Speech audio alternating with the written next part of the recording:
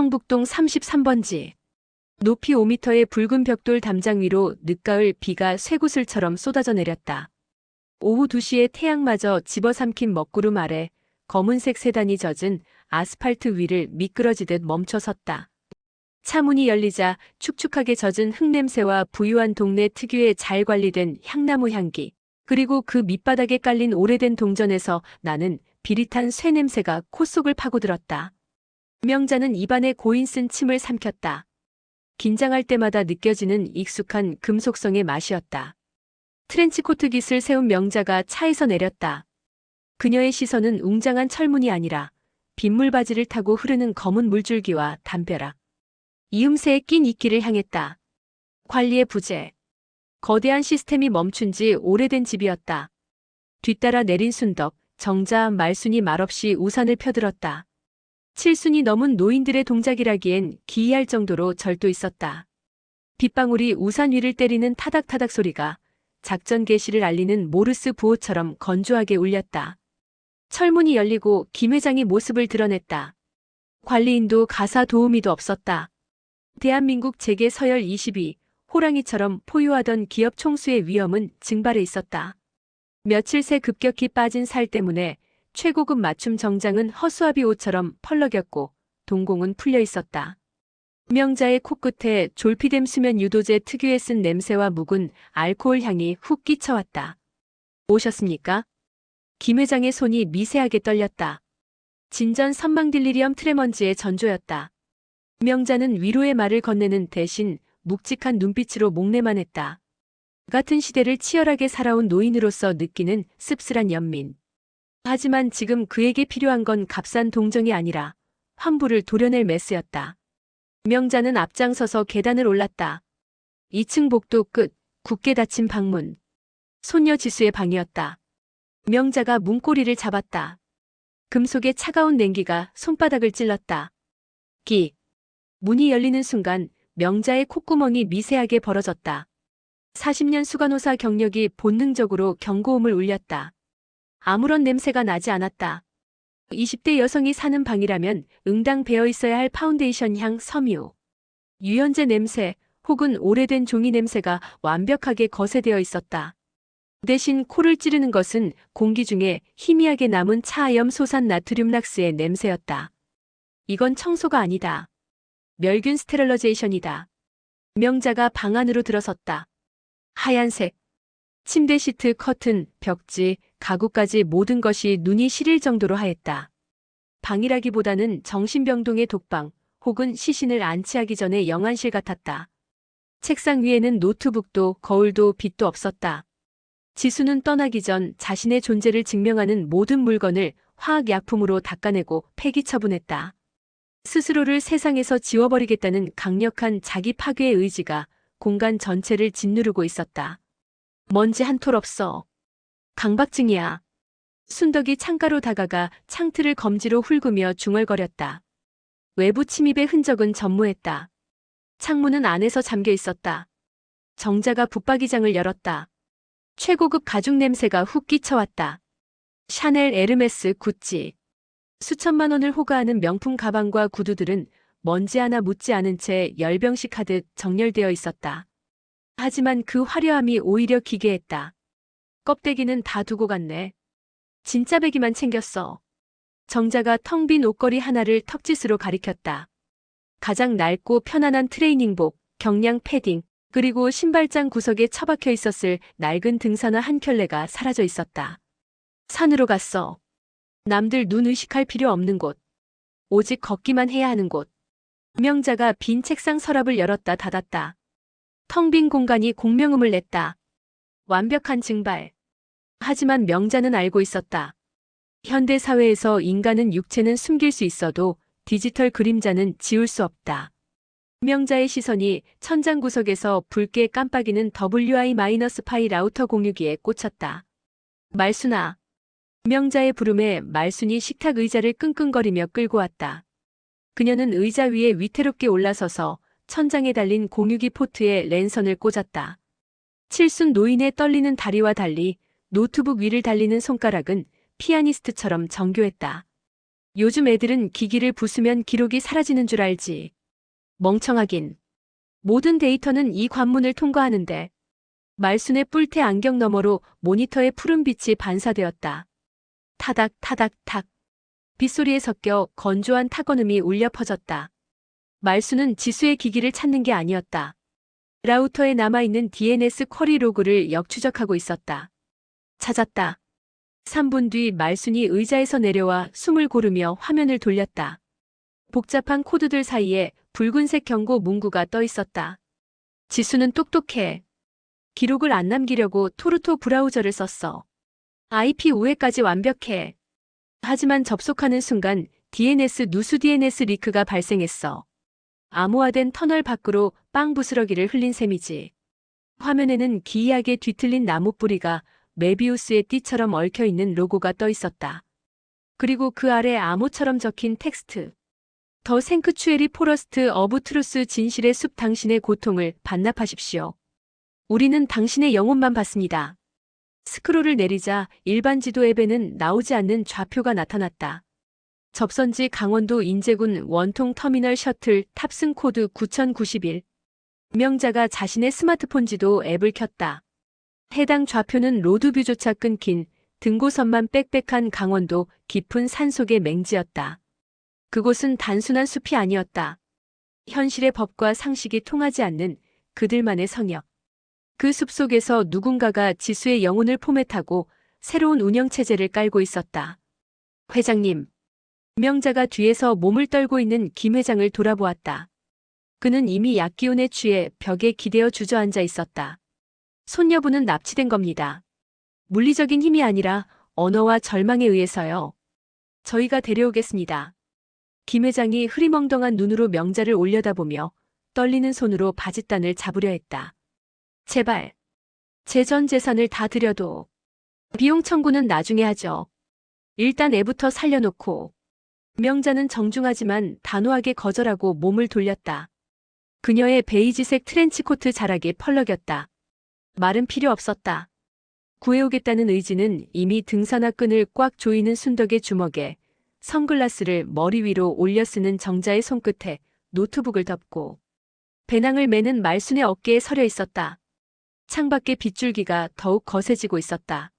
할매 첩보단 이번엔 구원자의 숲으로 들어간다.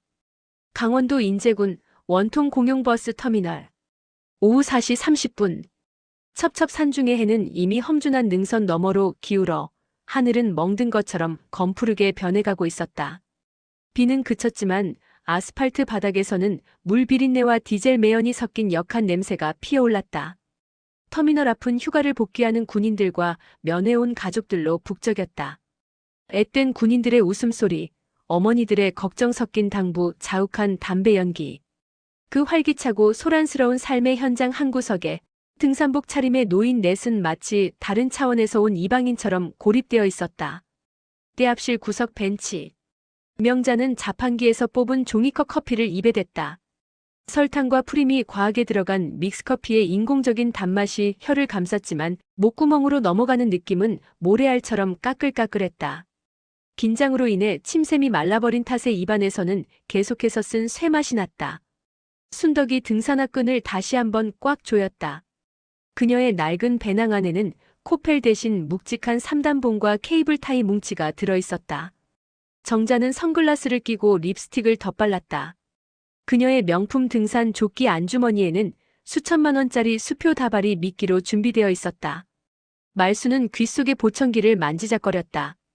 겉보기엔 평범한 보청기였지만 실제로는 반경 50엠 내의 주파수를 스캔하는 고성능 도청 수신기였다. 명자는 손목시계를 확인했다. 오후 4시 40분. 왔다. 말순이 짧게 읊조렸다. 터미널 가장 구석진 하차장, 가로등 불빛조차 닿지 않는 어둠 속으로. 검은색 승합차 스타렉스 한 대가 유령처럼 미끄러져 들어왔다. 번호판은 진흙으로 교묘하게 가려져 있었고 틴팅 TIN 지은 내부가 전혀 보이지 않을 정도로 짙었다. 차량 옆면에는 희미하게 S, F, T- 힐링 캠프라는 로고가 박혀 있었다. 힐링 캠프라니 도살장에 붙이기에 딱 좋은 이름이었다. 차 문이 열리고 검은색 우비를 입은 남자가 내렸다. 30대 초반 깡마른 체구의 퀭한 눈동자. 그는 마치 빛을 두려워하는 야생동물처럼 주변을 경계하며 스마트폰을 확인했다. 접선책이었다. 명자가 눈짓했다. 할매 첩보다니 자리에서 일어났다. 관절이 삐걱거리는 소리가 들리는 듯 했지만 눈빛만은 터미널의 그 어떤 군인보다 날카로웠다. 코드 9091. 명자가 다가가 낮게 속삭였다. 남자가 흠칫 놀라 고개를 들었다. 그의 눈이 명자와 뒤에 선 노인들을 훑었다. 당황과 짜증이 뒤섞인 표정이 역력했다. 명단에 없는 예상치 못한 늙은 손님들이었기 때문이다. 사이비 종교에게 노동력을 착취할 수 없는 노인은 가성비가 떨어지는 산업 폐기물이나 다름없었다. 할머니들은 뭡니까? 우린 예약된 청년들만 받습니다. 돌아가세요. 남자의 목소리는 신경질적이었다. 그가 차문을 닫으려 했다. 그때 정자가 지팡이로 차문을 막아섰다. 예약? 내 돈 내고 내가 구원받겠다는데 무슨 예약 타령이야? 정자가 품에서 돈 봉투 하나를 꺼내 남자의 가슴팍에 거칠게 찔러 넣었다. 묵직했다. 5만원권 100장, 500만원이었다. 나 췌장암 말기야. 병원에서도 포기했어. 전 재산 다 바치고 숲에서 기도해서 낫겠다는데 내가 막을 거야? 응? 정자의 연기는 완벽했다. 죽음을 앞두고 지푸라기라도 잡으려는 돈은 많지만 판단력은 흐려진 절박한 노인의 광기. 남자는 돈 봉투의 두께와 정자의 손목에서 번쩍이는 롤렉스 시계를 번갈아 보았다. 그의 동공이 순간적으로 확장되었다가 수축했다. 동공 산동 MIDRIASIS. 뇌에서 도파민이 분비될 때 나타나는 생리적 반응이었다. 노동력은 없어도 자금줄은 될 수 있다. 남자의 머릿속 계산기가 빠르게 돌아가는 소리가 빗소리에 섞여 들리는 듯했다. 타세요. 짐은 뒤에 싣고. 남자가 마지못해 문을 열어주었다. 탐욕이 원칙을 이겼다. 순덕이 배낭들을 짐칸에 던져 넣었다. 마지막으로 말순의 배낭을 들어올리던 남자가 휘청거렸다. 아니 할머니. 가방에 뭘 넣었길래 돌덩이 같아요? 남자가 의심스러운 눈초리로 말순을 쏘아보았다. 말순의 가방에는 고성능 노트북, 대용량 배터리팩, 그리고 각종 해킹 장비가 들어있어 무게가 상당했다. 일반적인 등산용품 무게가 아니었다. 말순은 태연하게 가방 옆면에 붙은 라벨을 가리켰다. 중증 환자용 고칼로리 유동식 캔 마이너스 24개 입. 아까 말했잖아. 우리 친구 암 환자라고. 산속에서 밥도 못 넘기는데 굶어 죽으란 얘기야? 저거 캔 음료수야 캔. 비싼 거니까 살살 달어. 말순이 핀잔을 주며 혀를 찼다. 액체가 든 캔박스라면 이 정도 무게는 당연했다. 남자는 납득한 듯 고개를 끄덕이고 짐을 구겨 넣었다. 가장 큰 위기였던 무게의 모순이 노인 특유의 뻔뻔함과 치밀한 소품 준비로 해결되는 순간이었다. 차에 올라타자마자 코를 찌르는 냄새가 났다. 싸구려 차량용 방향제의 라벤더 향기 밑으로 달큰하고 어지러운 화학약품 냄새가 깔려 있었다. 클로로포름 클로로폼 계열의 마취 가스 농도를 아주 옅게 조절한 냄새였다. 승객들을 진정시키고 가는 길을 기억하지 못하게 하려는 수작이었다. 차 안에는 이미 2명의 젊은이가 타고 있었다. 20대 초반의 남녀. 그들은 창백한 얼굴로 정면만 응시하고 있었다. 초점 없는 눈동자, 축 늘어진 어깨. 마치 영혼이 빠져나간 인형 같았다. 명자의 가슴 한구석이 욱신거렸다. 3년 전 사고로 죽은 아들 내외가 떠올랐고 홀로 남아 방황하던 손녀 지수가 겹쳐 보였다. 저 아이들도 누군가의 귀한 자식일 텐데. 어른들이 만든 지옥에서 탈출하려다 더 깊은 늪으로 빠져버린 아이들. 명자는 입술을 깨물었다. 전자기기는 모두 반납하셔야 합니다. 숲에서는 세속의 전파가 닿으면 안 됩니다. 운전석의 남자가 플라스틱 바구니를 뒤로 넘겼다. 단순한 규칙이 아니었다. 외부와의 연락을 끊어 심리적 고립감을 유발하는 전형적인 BIT 모델 행동, 정보, 생각, 감정 통제의 첫 단계였다. 젊은이들은 순순히 최신형 아이폰을 바구니에 넣었다. 저항할 의지조차 거세된 상태였다. 명자는 주머니에서 미리 준비한 낡은 폴더폰을 꺼내 넣었다. 순덕과 정자도 마찬가지였다. 말수는 짐짓 아까워하는 척하며 액정이 깨진 스마트폰 공기계를 꺼내 놓았다. 물론 그것들은 모두 추적이 불가능한 대포폰이거나 고장난 기계였다. 진짜 통신 장비는 말순의 보청기와 명자의 지팡이 손잡이 속에 정교하게 숨겨져 있었다. 출발합니다. 2시간 걸립니다. 주무시는 게 좋을 겁니다. 엔진이 거칠게 포효했다. 차는 터미널을 빠져나와 가로등 하나 없는 산길로 접어들었다. 빗줄기가 다시 굵어지며 차창을 때렸다. 밖은 칠흑 같은 어둠이었다. 로드뷰도 내비게이션도 끊긴 미지의 영역. 차가 덜컹거릴 때마다 명자의 엉덩이뼈로 노면에 거친 진동이 고스란히 전해졌다. 밀폐된 차 안 이산화탄소 농도가 높아지며 졸음이 쏟아졌지만 명자는 허벅지를 꼬집으며 정신을 붙잡았다. 그녀는 앞좌석 등받이에 비친 자신의 흐릿한 얼굴을 보았다. 40년 전 생사가 오가는 응급실 야간 당직을 설 때 보았던 그 눈빛이었다. 죽음과 삶의 경계선으로 들어가는 자의 눈빛. 차바퀴가 젖은 흙길을 밟으며 질척이는 소리를 냈다. 이제 돌이킬 수 없다. 호랑이 구립구는 지났고 그들은 뱃속으로, 아주 깊은 위장 속으로 들어가고 있었다. 엔진이 거친 기침을 토해내며 승합차가 멈춰섰다. 2시간에 걸친 비포장 산길 주행. 명자는 관자놀이를 지그시 눌렀다. 평형 감각을 담당하는 전정기관이 요동치며 울렁거림이 식도 끝까지 차올랐다. 입안에는 위산의 신맛과 멀미 특유의 쓴 침이 고였다. 차 문이 열리자 차가운 산 공기가 밀려 들어왔지만 그 속에는 비에 젖은 흙냄새보다 더 짙고 무거운 향인센스 냄새가 섞여 있었다. 내리십시오. 낙원입니다. 운전자가 문을 열었다. 할매첩보다는 굳은 관절을 펴며 천천히 차에서 내렸다. 칠흑 같은 어둠 속에 거대한 철제 아치가 괴물처럼 입을 벌리고 서 있었다. 덩굴 장미로 교묘하게 위장되어 있었지만 명자의 눈은 그 아래 숨겨진 고압, 전류 흐르는 철조망과 적외선 감지 센서를 놓치지 않았다. 아치 위에는 진실의 숲 수련원이라는 현판이 걸려 있었다. 수련원 내부는 바깥 세상과 다른 시간대가 흐르는 듯했다. 곳곳에 설치된 투광등이 운동장을 대나처럼 비추고 있었고 하얀 개량 한복을 입은 사람들이 개미떼처럼 오가며 야간 작업을 하고 있었다. 돌을 나르고 나무를 심고 무언가를 태우는 사람들. 그들의 움직임은 기계적이었고 표정은 마네킹처럼 없었다. 신입입니까? 입구 초소에서 군복 바지에 경광봉을 든 남자가 다가왔다. 허리춤에는 테이저건과 무전기, 그리고 가스총이 달려 있었다.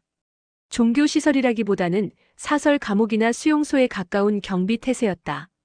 예약 안 된 노인들인데 돈은 확실합니다. 헌납금 먼저 낸다더군요.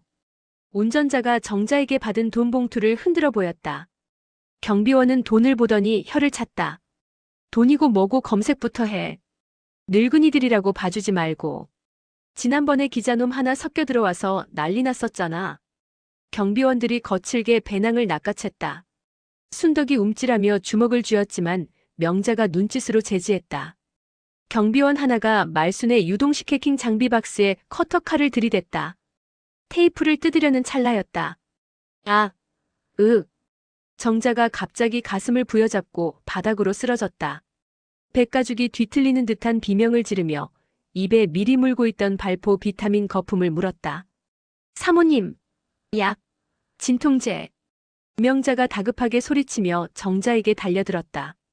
명자는 정자의 눈꺼풀을 뒤집어 까고 손목 맥박을 짚는 척하며 경비원들을 향해 고함을 질렀다. 췌장암 말기 쇼크야. 당장 저 박스 의무실로 옮겨. 당분 떨어지면 이 사람 여기서 죽어. 당신들이 시체 치울 거야? 부정 탄다고. 40년 수간호사의 코드 블루 심정지 응급 상황 발성은 쩌렁쩌렁하게 산속을 울렸다. 압도적인 위급 상황과 시체라는 단어가 주는 불길함에 경비원들이 당황했다. 아이씨, 재수없게. 빨리 들고 들어가. 의무실로 넘겨. 경비원은 뜯으려던 박스를 바닥에 쾅 내려놓으며 손짓했다. 검색의 초점이 물건에서 환자로 옮겨가며 위기를 넘겼다. 정자는 명자의 부축을 받으며 힘겹게 일어났다. 그녀의 등 뒤로 오가는 은밀한 손짓을 본 사람은 아무도 없었다. 그들은 안내를 받아 정화의 방이라 불리는 건물로 이동했다. 내부는 거대한 창고를 개조한 군대 막사 같았다. 회색 콘크리트 벽에 2층 침대가 빼곡했다. 이곳은 신입들이 본당 성전에 들어가기 전 속세의 때를 벗긴다는 명목으로 격리되는 대기소였다. 방 안에는 이미 십수명의 사람들이 있었다. 20대 취준생부터 명퇴한 50대 가장까지. 그들은 침대에 걸터앉아 멍한 눈으로 벽에 걸린 스피커를 바라보고 있었다. 스피커에서는 나직하고 부드러운 남자의 목소리가 끊임없이 흘러나오고 있었다. 당신의 실패는 당신의 탓이 아닙니다. 세상이 오염되었기 때문입니다. 기억을 지우십시오. 뇌를 씻어내십시오. 명자는 코를 킁킁거렸다. 이 방을 채우고 있는 달콤하고 느글느글한 향기. 천장 통풍구에서 아주 미세하게 뿜어져 나오는 하얀 연기.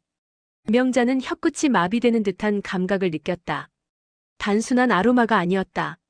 다투라더투러 동말풀. 명자는 즉시 성분을 파악했다. 스코폴라민과 아트로핀 성분이 포함된 식물. 부교 감신경을 억제하고 동공을 확장시키며 최면 감수성을 극대화한다. 중세시대 마녀들이나 자백 유도제에 쓰이던 재료였다. 놈들은 공조 시스템을 통해 집단적인 환각 상태를 유도하고 있었다. 숨 쉬지 마. 얕게 쉬어.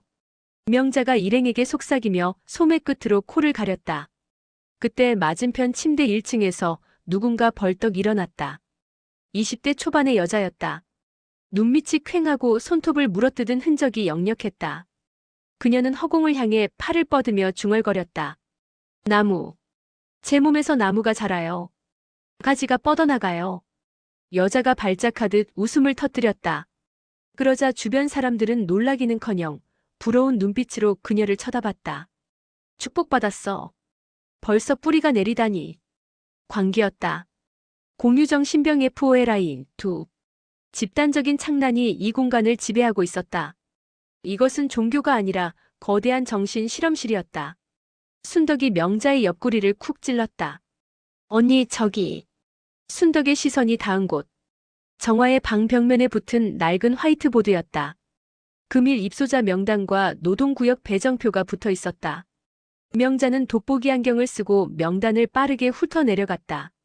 수십 개의 이름들. 그리고 맨 아래 낯익은 이름 세 글자가 붉은 매직으로 그어져 있었다.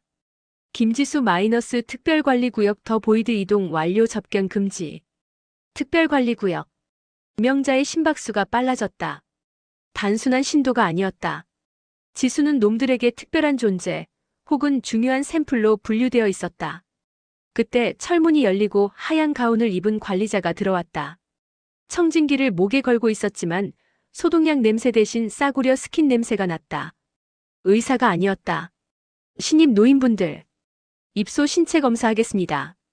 전염병 있으면 곤란하니까. 관리자의 뒤로 간호복을 입은 여자가 트레이를 들고 따라왔다. 트레이 위에는 굵은 주사 바늘이 꽂힌 체열기들이 놓여 있었다. 하지만 그 용도는 체열이 아니었다. 주사기 끝에 맺힌 액체는 투명하지 않고 옅은 보랏빛이 감돌았다. 입소 신고식. 즉 약물 주입 이니시에이션이었다. 저걸 맞으면 정신이 몽롱해져 저항할 수 없게 된다. 팔 걷으세요. 따끔합니다. 관리자가 명자에게 다가왔다.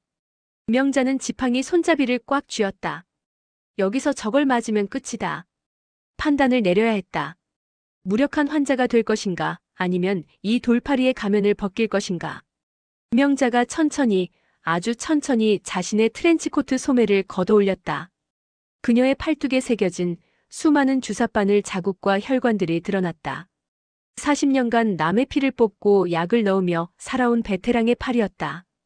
명자가 관리자의 눈을 똑바로 쳐다보며 입을 열었다. 자네 토니켓 찌열 때도 안 묻고 체열하나? 혈관 터뜨릴 셈이야?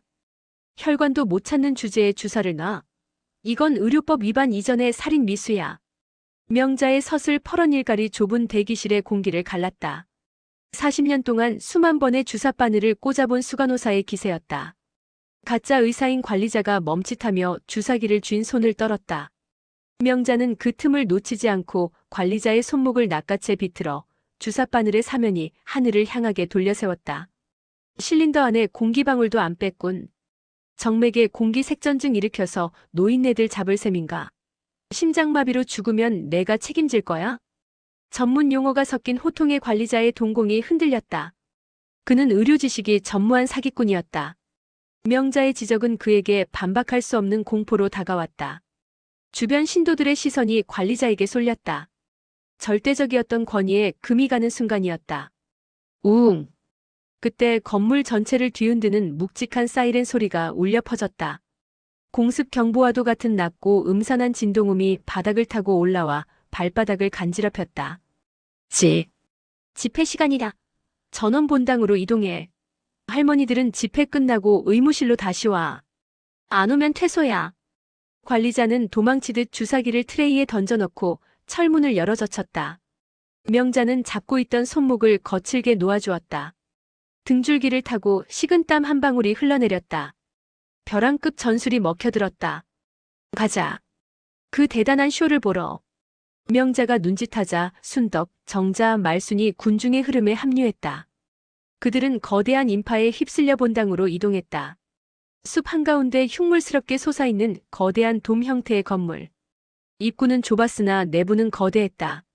창문 하나 없이 밀폐된 공간에 어림잡아 500명이 넘는 사람들이 빽빽하게 들어차 있었다. 공기는 탁하고 무거웠다.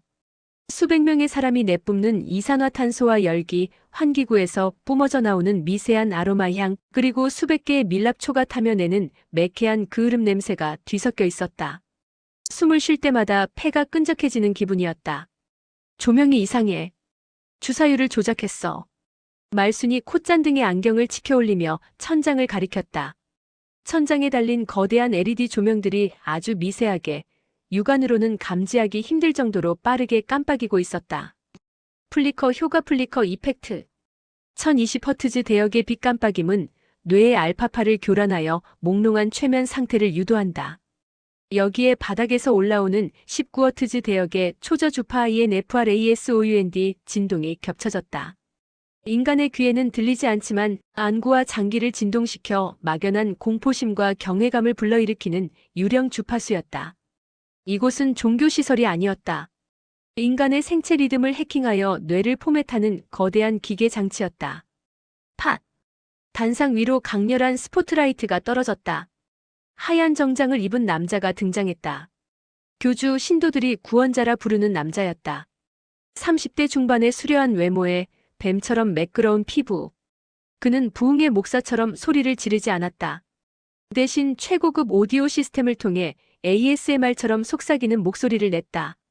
여러분, 밖은 지옥입니다. 오직 이곳만이 진실입니다. 부드러운 저음이 신도들의 고막을 간지럽혔다. 곳곳에서 흐느끼는 소리가 터져나왔다. 정자가 혀를 찼다. 사기꾼 놈 목소리에 꿀을 발랐네. 전형적인 멜로 화법이야. 교주가 손을 들어올리자 무대 뒤편에 거대한 스크린이 열렸다. 오늘 새로운 그릇더 배설이 다시 태어납니다. 그녀는 세상이 심어준 오염된 기억을, 가족을, 그리고 이름을 버렸습니다. 드라이아이스 연기가 무대를 덮었고 그 속에서 휠체어 하나가 천천히 밀려나왔다. 명자의 심장이 철렁 내려앉았다. 입안이 바짝 마르며 쓴 쇠맛이 났다. 휠체어에 앉아있는 앙상한 여자. 머리카락은 하얗게 탈색되어 있었고 몸에는 얇은 시스루 드레스만 걸쳐져 있었다. 갈비뼈가 드러날 정도로 마른 몸. 지수였다.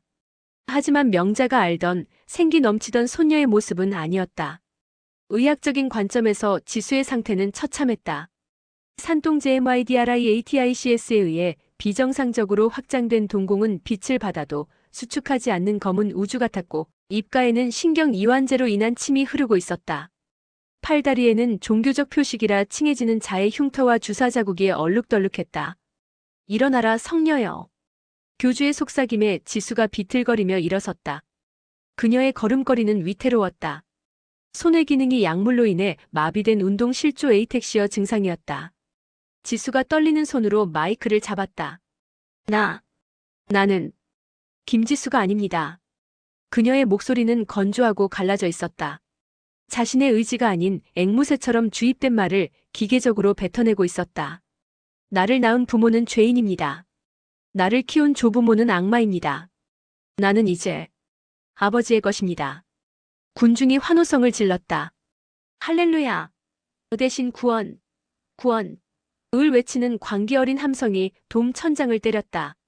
하얀 옷을 입은 사람들이 파도처럼 일렁이며 손을 뻗었다. 그 거대한 집단 광기 속에서 명자는 숨이 막힐 것 같았다. 객석 구석 명자의 손이 지팡이 손잡이를 으스러져라 움켜쥐었다. 손등의 혈관이 터질 듯 팽창했다.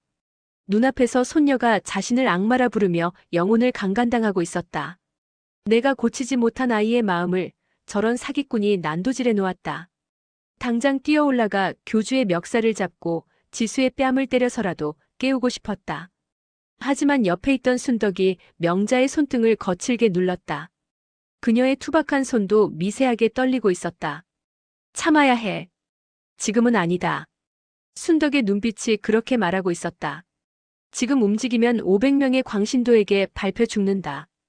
지수도 할매들도 모두 끝장이다. 명자는 입안 쪽 살을 깨물어 피를 냈다. 비릿한 피맛이 뇌를 찔렀다. 그 날카로운 통증으로 가까스로 이성을 붙잡았다. 지수는 걷고 있는 게 아니었다. 보이지 않는 실에 조종당하는 마리오네트였다. 그리고 저 실을 끊으려면 무대 위가 아니라 무대 뒤 인형사가 숨어있는 곳을 쳐야 했다.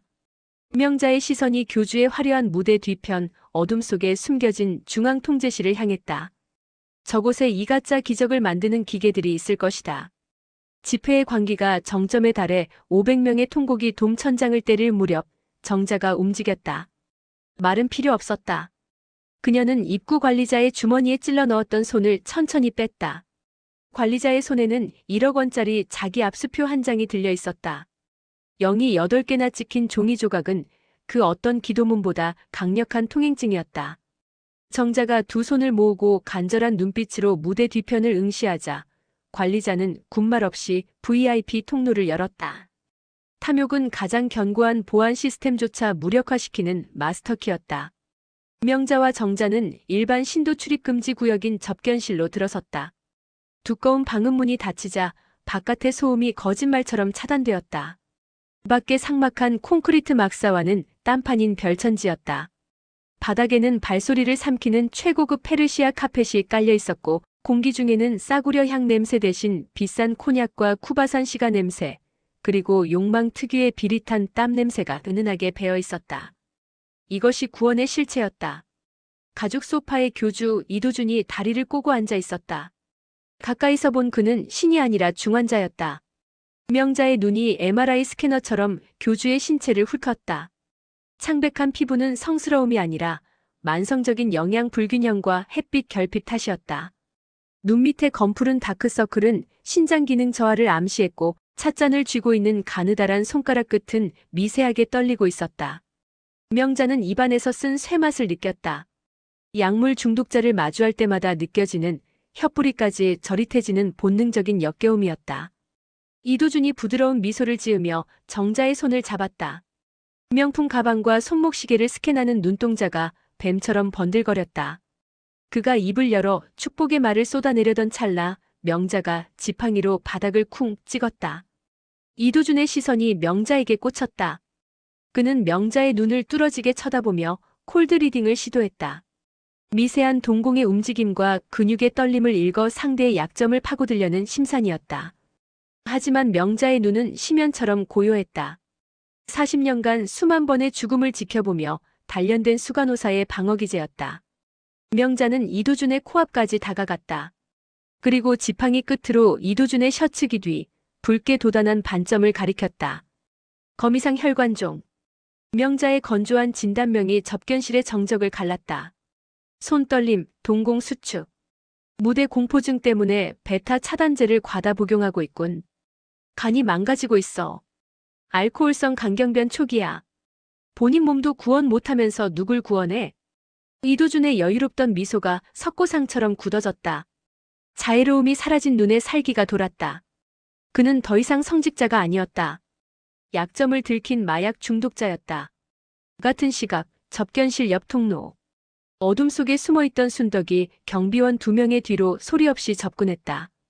그녀의 손에는 복도에 비치된 묵직한 소화기가 들려 있었다. 퍽! 둔탁하고 절제된 타격음. 경비원들이 비명도 지르지 못한 채 허물어졌다. 말순이 중앙통제실 문 앞에 섰다. 생체 인식 도어락이 앞을 막았다. 말수는 가방에서 러버덕이라 불리는 USB형 물리 해킹 툴을 꺼내 제어 패널 하단의 서비스 포트에 꽂았다. 몇 줄의 코드가 화면을 스치고 지나갔다. B-빅. 잠금 장치가 해제되었다. 통제실 내부는 거대한 방송국 부조정실 같았다. 벽면 가득한 서버렉이 웅웅거리는 소음을 내며 돌아가고 있었다. 말순이 메인 콘솔 앞에 앉아 익숙한 손놀림으로 명령어를 입력했다. 조명 제어, 음향 조절, 그리고 환각가스 살포 시스템. 그녀는 시스템을 끄는 것이 아니었다. 과부하를 걸고 있었다. 다시 접견실. 이도준이 책상 아래 비상벨을 누르려 했다. 명자의 지팡이가 번개처럼 날아들어 그의 손등을 내리쳤다. 악! 소녀 내놔. 김지수.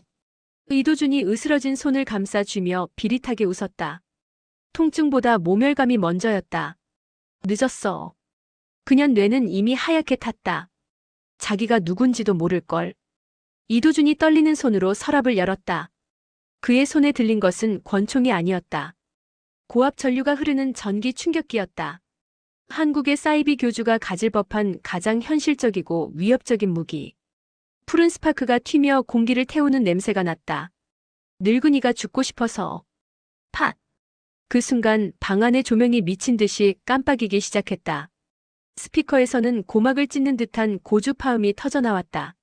말순의 해킹이 성공했다. 건물 전체의 전력 시스템이 차단되며 붉은 비상등만이 사이렌처럼 돌아가기 시작했다. 이도준이 귀를 막고 비틀거리는 틈을 타 정자가 에르메스 백으로 그의 얼굴을 후려쳤다. 가방 안에 들어있던 500만 원짜리 현찰 뭉치의 무게가 실린 묵직한 타격이었다. 돈으로 흥한자 돈에 맞아 쓰러지는 꼴이었다. 외마디 비명과 함께 교주가 소파 위로 나뒹굴었다. 전기 충격기가 바닥으로 미끄러졌다. 정자가 코웃음을 쳤다. 신은 무슨 맷집도 없는 놈이. 명자는 쓰러진 이도준의 멱살을 잡고 일으켜 세웠다. 눈빛 교환만으로 충분했다. 안내해. 특별관리구역으로. 비상등이 붉게 회전하는 복도는 거대한 짐승의 식도처럼 붉고 습했다. 명자는 쓰러진 이도준의 멱살을 잡아 일으켰다. 정자가 교주의 등 뒤에 날카롭게 간 립스틱 칼을 들이댔고 순덕은 교주의 오른쪽 손목을 꺾어등 뒤로 올린 채 경동맥을 압박했다. 훈련된 제압술이었다. 이도준의 호흡이 거칠어질 때마다 순덕의 손가락이 목의 혈관을 조였다 풀었다를 반복했다. 왼쪽. 저 끝이야. 이도준이 턱짓으로 복도 끝에 육중한 강철문을 가리켰다. 입가에 터진 피가 턱을 타고 흘러 흰 와이셔츠를 붉게 적셨다. 강철문 앞에는 키패드나 카드 리더기가 없었다. 오직 안구 스캐너와 지문 인식기뿐이었다. 명자가 눈짓하자 순덕이 이도준의 머리채를 잡고 스캐너 앞에 얼굴을 쳐박았다. 이도준이 눈을 질끈 감으며 저항했다.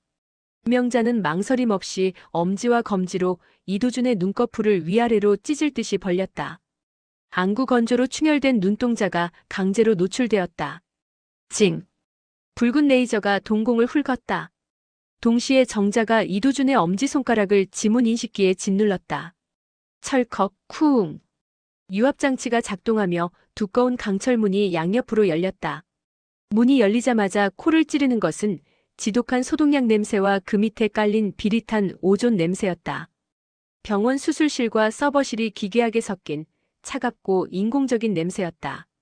내부는 넓었다. 그리고 추웠다. 중앙에는 삼면이 방탄유리로 된 격리 멸균실이 섬처럼 떠 있었고 그 주변을 수십 대의 서버렉과 의료 장비들이 둘러싸고 있었다. 장비들이 내뿜는 열기와 냉방 장치의 한기가 충돌하며 바닥에는 으스스한 안개가 깔려 있었다. 지수야. 명자의 시선이 유리벽 안쪽으로 고정되었다. 멸균실 안 하얀 침대 위에 지수가 누워 있었다. 아니, 구속되어 있었다. 사지와 흉부가 가죽 스트랩으로 결박된 상태였다. 머리에는 뇌파 측정용 전극이 거미줄처럼 붙어 있었고 눈에는 VR 가상현실 고글이 씌워져 있었다. 입에는 제갈 같은 호흡기가 물려 있었다. 명자가 유리벽 문을 열고 들어갔다. 등 뒤에서 순덕과 정자가 이도준을 끌고 들어왔다. 가까이서 본 지수의 상태는 의학적 재난이었다. 팔뚝의 정맥은 잦은 주사로 인해 딱딱하게 굳어있는 혈관 경화 스클러로서스 상태였고 피부는 창백하다 못해 투명해서 푸른 혈관이 지도처럼 비쳤다. 명자가 떨리는 손으로 지수의 VR 고글을 벗겼다. 눈가에는 고글에 눌린 붉은 자국과 습기가 가득했다. 지수의 눈이 드러났다. 하지만 그 눈은 명자를 보고 있지 않았다. 산동제 때문에 검은 동공이 홍채를 거의 다 덮을 정도로 확장되어 있었다. 빛에 대한 반응도 초점도 없었다. 지수야. 발밀다. 명자가 지수의 뺨을 어루만졌다. 손끝에 닿는 피부가 시체처럼 찼다. 그 순간 지수의 몸이 활처럼 휘어지며 경련을 일으켰다. 으그그. 끄. 입의 문호흡기 사이로 짐승 같은 괴성이 터져나왔다. 모니터의 바이탈 사인이 미친 듯이 요동쳤다. 심박수 160, 혈압 18만 110, 교감신경 폭주 심퍼세틱 스토밍. 지수는 명자를 알아보는 것이 아니었다. 명자를 공포의 대상으로 인식하고 있었다. 놈들은 지수의 무의식 속에 가족에 대한 혐오와 공포를 심어놓았다. 명자의 입안에 쓴 위산이 역류했다. 가슴이 찢어질 것 같았지만 그녀는 의사로서 감정을 죽였다. 지금 울면 애는 죽는다. 이런 미친. 뒤따라 들어온 말순이 침대 옆에 모니터를 확인했다. 언니 이것 좀 봐. 단순 세뇌가 아니야. 말순이 가리킨 화면. 지수가 보고 있던 VR 영상의 로고였다. 화면 속에서는 교통사고로 죽은 지수의 부모님이 피를 흘리며 지수를 저주하는 딥페이크 DEPFAKE 영상이 무한 반복되고 있었다. 내 탓이야. 내가 죽였어. 너는 죄인이야. 이도준은 약물로 뇌를 말랑하게 만든 뒤 조작된 공포를 주입해 지수의 자아를 파괴하고 있었다. 그리고 그 빈자리에 자신을 구원자로 덮어쓰기 오버라이트하고 있었다. 명자는 즉시 링거줄의 조절기를 잠갔다. 쇼크 올 거야. 당장 데리고 나가야 해. 순덕아 놈을 끌고. 명자가 고개를 돌린 순간이었다. 어디가? 순덕의 비명. 잠시 감시가 소홀해진 틈을 타 이도준이 몸을 날려 유리벽 밖으로 굴러나갔다. 순덕이 뻗은 손이 허공을 갈랐다. 쾅! 멸균실의 강화 유리문이 닫히고 전자 도어락이 잠기는 소리가 났다. 이도준은 유리벽 밖에 서 있었다. 그는 헝클어진 옷매무새를 정리하며 비릿하게 웃었다. 그러게 남의 성소에 함부로 들어오면 안 되죠. 이도준이 벽면의 붉은 버튼을 눌렀다. B-, B-, B-. 멸균실 천장의 스프링클러 노즐이 붉게 깜빡였다. 이 방은 오염이 감지되면 자동 정화되도록 설계되어 있거든요. 소각일까요? 살균일까요? 치익. 천장 노즐에서 하얀 가스가 뿜어져 나오기 시작했다. 소화용 가스가 아니었다. 폐를 태우는 듯한 매캐한 냄새. 염소가스였다. 밀폐된 유리방 안 명자와 지수, 그리고 순덕과 정자까지 모두 갇혔다. 콜로. 이거 뭐야? 정자가 기침을 하며 쓰러졌다. 명자는 숨을 멈추고 겉옷을 벗어 지수의 얼굴을 덮었다. 밖에서는 말순이 서버실에 남아있던 비명을 지르고 이도준은 유리벽 너머에서 이 죽음의 쇼를 감상하고 있었다. 남은 시간은 3분. 의학적 지식으로 볼 때 폐가 녹아내리기까지 남은 시간이었다. 치익. 천장 노즐에서 뿜어져 나온 염소가스가 멸균실 바닥을 하얗게 뒤덮기 시작했다. 폐포를 녹이는 매캐한 산성 냄새가 코점막을 태우듯 파고들었다. 명자는 반사적으로 숨을 멈췄다. 공포보다 먼저 작동한 것은 40년 수간호사의 생존 본능이었다. 그녀는 침대 옆 링거대에 걸린 1리터짜리 생리식염수 팩을 낚아채 바닥에 내리꽂았다. 퍽! 비닐팩이 터지며 짭짤한 액체가 사방으로 튀었다. 명자는 자신의 트렌치코트 자락과 정자가 두르고 있던 실크 스카프를 식염수로 흥건하게 적셨다. 입마가. 코로 숨 쉬지 마. 명자가 젖은 천을 정자와 순덕에게 던졌다. 그리고 자신의 코트를 벗어 침대에 묶인 채 경련하는 지수의 얼굴을 감쌌다. 염소가스는 수분에 잘 녹는다. 젖은 천은 완벽하진 않아도 기도가 타들어가는 것을 잠시나마 지연시키는 필터 역할을 했다. 하지만 대가는 혹독했다. 물에 녹은 염소가스는 묽은 염산이 되어 명자의 손과 입과 피부를 따갑게 태우기 시작했다. 살 타는 냄새. 입안 가득 고이는 신맛과 비릿한 피맛. 명자는 고통을 삼키며 지수를 끌어안았다. 정자가 젖은 스카프로 입을 틀어막은 채 바닥에 주저앉아 기침을 토했다. 눈물이 줄줄 흘러내렸다. 순덕은 숨을 멈춘 채 붉게 충혈된 눈으로 유리벽을 들이받았다. 쿵. 꿈쩍도 하지 않았다. 강화 방탄 유리였다. 이도준은 이미 시야에서 사라진 뒤였다. 그는 죽음을 구경할 시간조차 아까운 듯 자신의 데이터를 챙겨 도망쳤다. 밀폐된 유리 상자 안 노란색 가스가 안개처럼 차올랐다. 폐가 쪼그라드는 느낌. 명자의 시야가 흐려지기 시작했다. 30년 전 죽은 여동생의 환영이 보이는 듯했다. 안 돼. 이번엔 안 돼. 같은 시각 중앙통제실. 말순의 손가락이 키보드 위에서 경련하듯 춤을 췄다. 모니터에는 붉은 경고창이 떠 있었다. 하드웨어 오버라이드. 물리적 차단이었다. 이게 자식들이 물리적으로 잠갔어. 해킹으로 도어락을 여는 것은 불가능했다. 회로 자체가 끊겨 있었다. 유리벽 안에서 쓰러져가는 친구들의 모습이 CCTV 모니터를 통해 보였다. 명자가 지수를 감싸 안고 웅크리고 있었다. 하얀 가스가 그들의 목까지 차올랐다. 말수는 입술을 깨물어 피를 냈다. 0과 1의 논리로는 저 문을 열 수 없다. 그렇다면 물리법칙을 이용해야 한다. 말순의 시선이 오디오 제어 패널과 공조 시스템 레버에 꽂혔다. 유리를 못 연다면 깨버리면 그만이지. 말순은 음향 시스템의 마스터 볼륨을 끝까지 밀어 올렸다.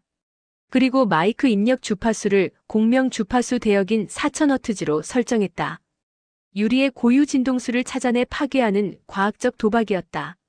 동시에 공조 시스템의 팬을 급기가 아닌 배기 모드로 전환하고 출력을 100%로 올렸다. 우웅. 본관 전체의 스피커가 찢어질 듯한 하울링을 토해내기 시작했다. 멸균실 안. 갑자기 고막을 찌르는 고주파음이 유리벽을 때렸다. 징. 끔찍한 진동이 치아 뿌리까지 흔들었다. 동시에 천장 환풍구가 미친 듯이 돌아가며 방 안의 공기를 빨아들이기 시작했다. 내부 기압이 급격히 낮아졌다. 팽팽하게 당겨진 고무 풍선처럼 유리벽이 안쪽으로 미세하게 휘어지며 비명을 질렀다. 유리의 표면에 거미줄 같은 미세한 균열이 가기 시작했다. 말순이 마이크에 대고 소리쳤다. 순덕아. 지금이야. 순덕은 그 소리를 들은 것이 아니었다. 유리벽이 진동하며 울리는 것을 피부로 느꼈다. 본능적인 감각이었다. 순덕은 바닥에 굴러다니던 묵직한 산소통을 들어 올렸다. 그녀의 이마에 굵은 핏줄이 돋아났다. 전직 강력계 형사의 마지막 남은 근력이 폭발했다. 야! 순덕이 산소통을 유리벽의 중심, 균열이 가장 심한 지점에 내리꽂았다. 정. 첫 번째 타격에 굵은 금이 갔다. 하지만 깨지지 않았다. 가스는 이미 명자의 턱 밑까지 차올랐다. 순덕이 다시 한번 산소통을 들어 올렸다. 어깨 관절이 비명을 질렀지만 멈출 수 없었다. 부서져라. 제발. 와장창. 두 번째 타격. 공명으로 약해진 강화유리가 마침내 폭발하듯 터져나갔다. 파편이 비오듯 쏟아졌다. 동시에 갇혀있던 하얀 가스가 기압 차이로 인해 바깥 복도로 맹렬하게 뿜어져 나왔다. 콜록. 콜록.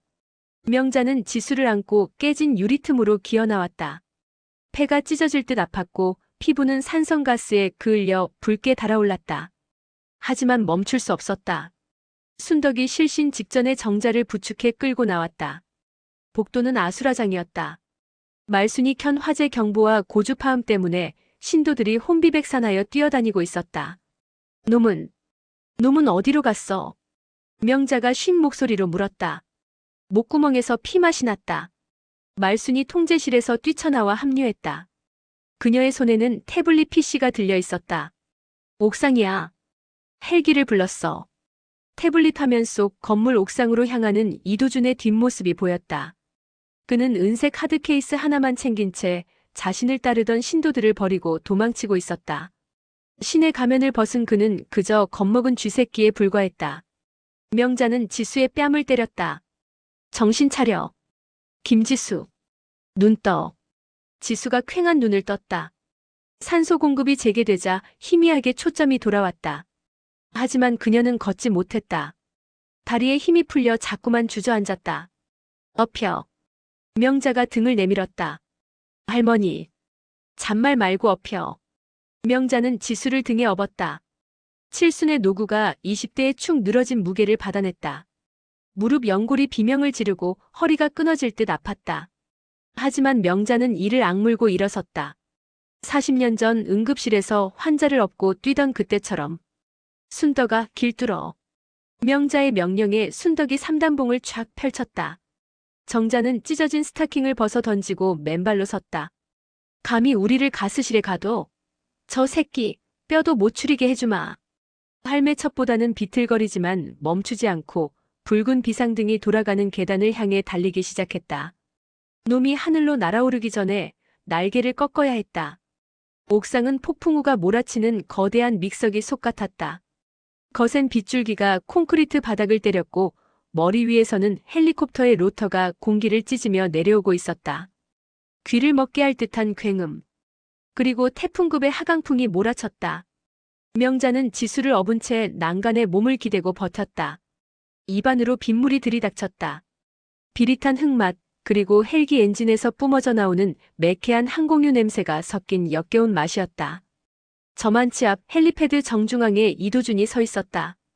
그는 은색 하드 케이스를 품에 안은 채 내려오는 구원의 동아줄을 향해 미친 듯이 손을 흔들고 있었다. 헬기의 서치라이트가 그의 얼굴을 비췄다. 안도감과 광기, 그리고 탐욕이 뒤섞인 기괴한 웃음이 걸려 있었다. 못 보내. 절대로. 명자의 다리 근육이 비명을 질렀다. 극한의 운동으로 근육이 녹아내리는 횡문근육해증 증세였다. 허벅지가 불타는 것 같았지만 그녀는 멈출 수 없었다.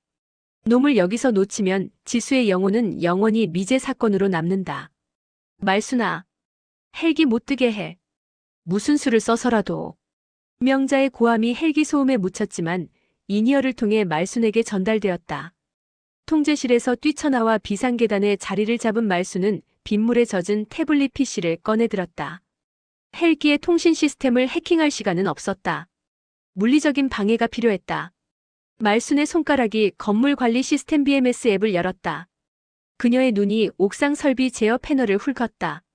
비도 오는데 샤워 한번 시원하게 하시지. 말순이 옥상 소화 설비 마이너스 워터 캐논 마이너스 수동 조작 버튼을 눌렀다. 푸슈슈슈. 헬기 착륙장 주변에 설치된 4대의 고압 소화포가 동시에 고개를 쳐들었다. 화재 진압용 고압 물줄기가 헬기의 조종석 유리와 로터 블레이드를 향해 쏘아졌다. 콱! 폭포수 같은 물줄기가 헬기를 강타했다. 동시에 옥상의 모든 투광등이 스트로브 모드로 전환되어 미친 듯이 깜빡였다. 섬광과 물벼락. 시야를 잃은 조종사가 당황하여 조종관을 틀었다. 헬기가 기우뚱하며 균형을 잃고 상승했다. 무리하게 착륙을 시도하다간 전복될 상황이었다. 조종사는 무전을 통해 욕설을 내뱉으며 기술을 돌렸다. 이도준을 버리고 떠나는 것이었다. 안 돼. 돌아와. 내 돈. 내 왕국. 이도준이 떠나가는 헬기를 향해 절규했다. 빗물과 섞인 눈물이 그의 마스카라를 흉하게 지워내고 있었다. 그는 진흙탕에 무릎을 꿇고 헬기가 사라진 허공을 향해 손을 뻗었다. 그때 어둠 속에서 순덕이 튀어나갔다. 그녀의 손에는 아까 챙겨둔 삼단봉이 들려 있었다.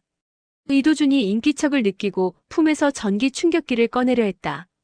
하지만 전직 강력계 형사의 실전 근접 격투술 CQC 앞에서는 어린아이의 장난감에 불과했다. 순덕은 이도준의 손목을 삼단봉으로 내리쳐 무기를 떨어뜨렸다. 전기 충격기가 빗물 웅덩이에 빠지며 파지직 스파크를 튀겼다. 순덕은 그대로 놈의 오금 무릎 뒤 급소을 군화발로 걷어찼다. 이도준이 비명을 지르며 앞으로 고꾸라졌다. 진흙탕에 얼굴이 처박혔다. 순덕은 지체 없이 놈의 팔을 등 뒤로 꺾어 올리고 케이블 타이로 양 손목을 결박했다. 너는 묵비권을 행사할 수 있고. 순덕이 거친 숨을 몰아쉬며 빗물 섞인 목소리로 미란다 원칙을 의조렸다. 30년 만에 읊어보는 정의의 주문이었다. 변호사는 지옥 가서 선임해라. 상황이 종료되었다. 명자는 그제야 바닥에 주저앉았다. 등 뒤에 지수는 여전히 의식이 없었다. 멀리 산 아래에서 경찰차와 소방차의 사이렌 소리가 요란하게 울려 퍼지며 산자락을 타고 올라오고 있었다. 명자는 떨리는 손으로 지수의 손목 맥박을 확인했다. 약하고 불규칙했지만 분명히 뛰고 있었다. 살아 있었다. 3일 후 서울의 대학병원 VIP 병동. 병실 안은 고요했다. 지독했던 소독약 냄새와 곰팡이 냄새 대신 은은한 가습기 수증기 냄새와 고급 린넨 향기가 감돌았다. 지수는 침대에 앉아 창밖을 보고 있었다. 멍한 눈빛. 해리성 둔주 상태에서 완전히 회복되지 않아 가끔씩 허공을 향해 중얼거렸다. 아버지가 기다리셔. 가야 해. 그때마다 김 회장은 손녀의 손을 잡고 소리 없이 눈물을 삼켰다. 그는 3일 전보다 더 늙고 수척해져 있었다. 약물 중독 후유증으로 손을 심하게 떨었지만 그는 간병인을 물리고 직접 손녀의 식사를 챙기고 있었다. 잃어버린 시간을 속죄하려는 듯한 처절한 몸짓이었다. 명자가 병실 문을 열고 들어왔다. 그녀의 손과 목에는 염소가스에 의한 옅은 화학 화상 자국이 남아 붕대가 감겨 있었다. 상태는 좀 어떻습니까? 명자의 건조한 물음에 김 회장이 힘겹게 자리에서 일어났다. 그는 지팡이의 의지에 명자에게 깊숙이 허리를 숙였다. 감사합니다. 정말 감사합니다. 이 은혜를 어떻게 갚아야 할지. 제 전 재산을 다 드려도 은혜는 됐고 약속한 성공 보수나 입금해주세요. 우리 직원들 회식해야 하니까. 명자는 퉁명스럽게 대답하며 지수의 차트를 확인했다. 혈액 검사 결과 체내 마약 성분과 환각 물질은 거의 배출되었다. 남은 건 뇌에 새겨진 거짓 기억을 지우는 긴 싸움뿐이었다. 그것은 의사가 아니라 가족의 몫이었다. 명자가 지수의 머리를 쓰다듬었다. 지수가 움찔하며 명자를 올려다보았다. 초점 없는 눈동자가 아주 잠시 명자의 눈과 마주쳤다. 뭐니? 아주 작은 속삭임. 명자의 가슴 한구석이 찌르르 울렸다. 그거면 됐다. 병원을 나서는 길. 로비 휴게실에 순덕, 정자, 말순이 모여 있었다. 순덕은 온몸에 파스를 덕지덕지 붙이고 있었고 정자는 깨진 젤 네일을 다듬고 있었으며 말순은 새 노트북 모델을 검색하고 있었다. 입금됐어. 보너스까지 두둑해. 역시 재벌이라 단위가 다르네. 정자가 스마트폰 뱅킹 화면을 보여주며 윙크했다. 당분간 좀 쉬자. 삭신이 쑤셔서 원. 순덕이 어깨를 돌리며 투덜거렸다. 그때 로비의 대형 TV에서 뉴스 속보가 흘러나왔다.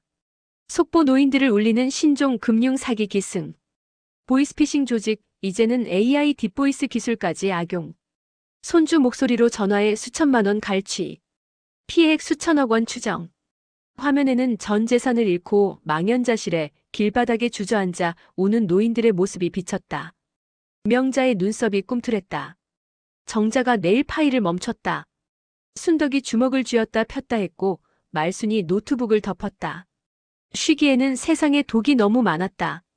그리고 그 독은 그들이 가장 잘 아는 방식, 돈과 가족애를 인질로 삼아 다가오고 있었다.